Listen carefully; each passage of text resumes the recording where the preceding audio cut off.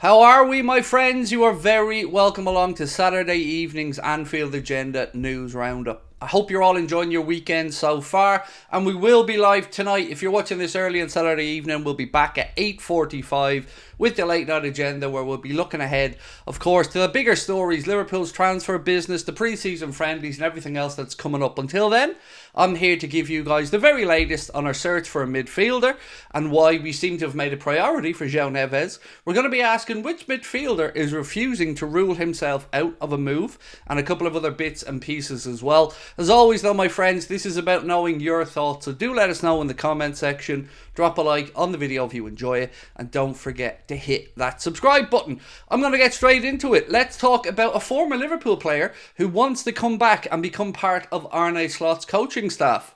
Can you tell who it is yet? Sorry, that was a terrible impression, but I'm going to move on anyway. It is Dirk Kuyt.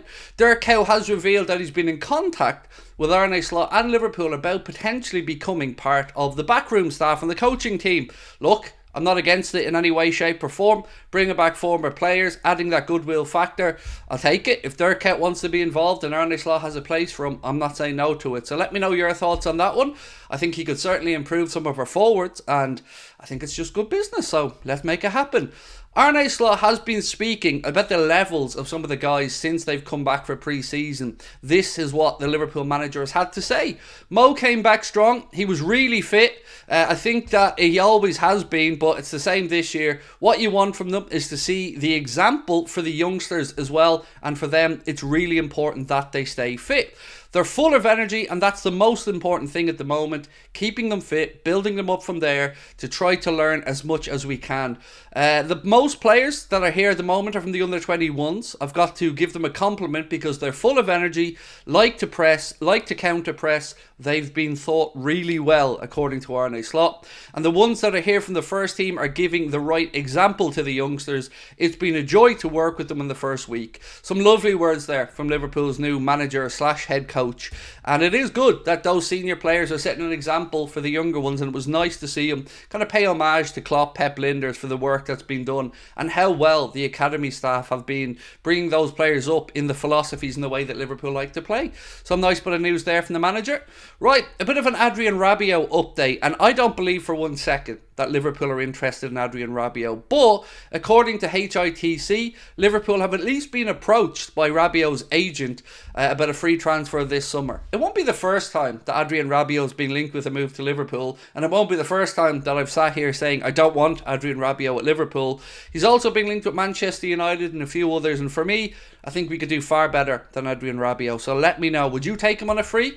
I wouldn't personally, but again, this is about opinion, so let me know your thoughts. At the start of the video, I did say to you guys, I'm going to be telling you about a midfielder who's refusing to rule himself out of a move to Liverpool. Who is it? Well, it's my own personal favourite. It is Ederson of Atalanta. Give Me Sport have said the Brazilian midfielder is refusing to rule himself out of making a switch to Anfield this summer. The report goes on to say that Ederson would be interested in signing for Liverpool, but that the Reds are not currently pursuing a deal to sign the Europa League winning midfielder. Why aren't we currently pursuing a deal? That'll become clear in a moment, but I do want to know, how highly do you rate Ederson? For me, it's been a no-brainer. 40 million quid, 23, 24 years of age. Very impressed when we've played against them. Watched them quite a bit for Atalanta in the Europa League as well. He's a really good player, but I can understand if he's not the top priority, because the man who is the top priority, well, we'll move on to him in a moment. You probably know where I'm going with this one, but don't worry. I'm going to give it to you in more detail in 2 seconds. But before I do, just a little update on a defender who has left Liverpool. 24-year-old Adam Lewis has completed a move to League Two side Morecambe, which brings to an end his 19 years, believe it or not. 19 years in the youth ranks at Liverpool. That is absolutely incredible. He's been here since what? He's been 5 or 6? There you go. Adam Lewis moves on to Morecambe, and of course we wish him the best with his career. So I'm going to tell you in a minute about who Liverpool's top priority is, but another player that we've been linked to, I think we can finally rule this one out. Fabrizio Romano has said that Barcelona have got Amadou Onana among their targets. Well, they can wait on him because he's just gone to Aston Villa, so they won't be signing him. But Nico Williams is their top target, and it looks as though they finally will get the money to make this deal happen. We've seen the president of La Liga, Javier Tebas, come out yesterday and say that Barca are very close to being financially able to do that. And if you're wondering why he's saying it, remember, Barcelona and of course La Liga have their own internal FFP system where clubs have to input all of their incomings, outgoings, and then they get told what type of budget that they have. So that's why they're feeling a little bit confident, and it always felt to me like if they could get the money together, that's where Nico Williams would want to go. Of course, he'd be teaming up with Yamal there as well, so yeah, it makes the Liga that little bit more tasty, I think, because Real Madrid, well, we know what type of a squad they've assembled. Now, I've left the best to last. So you're looking at the thumbnail and you're thinking, top priority? Yes, apparently so. According to reports coming out of Portugal from Correio da Manhã, it speculates that Liverpool have made JOAO Neves the top midfield priority in this window. It goes on to say that they've rejected bids of £51 million from other clubs. I believe that's Manchester United. Paris Saint-Germain are also interested in the young midfielder, but Liverpool know what they have to do here.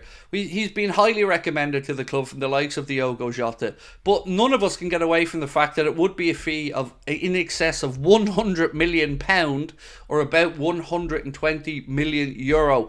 For that type of money, the club would have to feel very, very, very confident that JOAO Neves is that guy to come in and make such of a difference. Look, it is a lot of money, but it would be a statement. It would be a statement that the owners are willing to back the manager for the right player, and that's what we've always been told.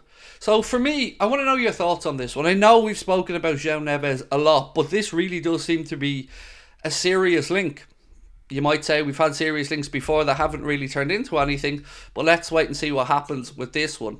For me, look, I'm unsure about it. I'm unsure whether Liverpool are serious about it, or I'm unsure whether Liverpool will pony up the dough for it, but I'd like it to be true. I'd very much like JOAO Neves to come in and be part of Liverpool's young, energetic midfield. If he came in, let me paint you a little picture. You'd have Stefan Bajcetic, you'd have himself, you'd have Alexis McAllister, all young, hungry players. Then, of course, you've got the experience of Wataru Endo on top of that, with the likes of Ryan Gravenberch, Dominic Szoboszlai, Curtis Jones, Harvey Elliott. Just so many good options for Arne Slot that I kind of make it hard case to see where the likes of Bobby Clark and that will get minutes if indeed they do stay around. Now, you might have seen last night's video where we talked about Sepp van den Berg and his agents again, kind of making it clear that it looks like they want a move away from Liverpool, and they're still not happy about the club's valuation of about 20 million. PSV Eindhoven are said to be interested, and they're not willing to pay the amount. So this is one of those awkward situations where I understand it from both sides. Of course, the player wants to play football, wants to progress with his career.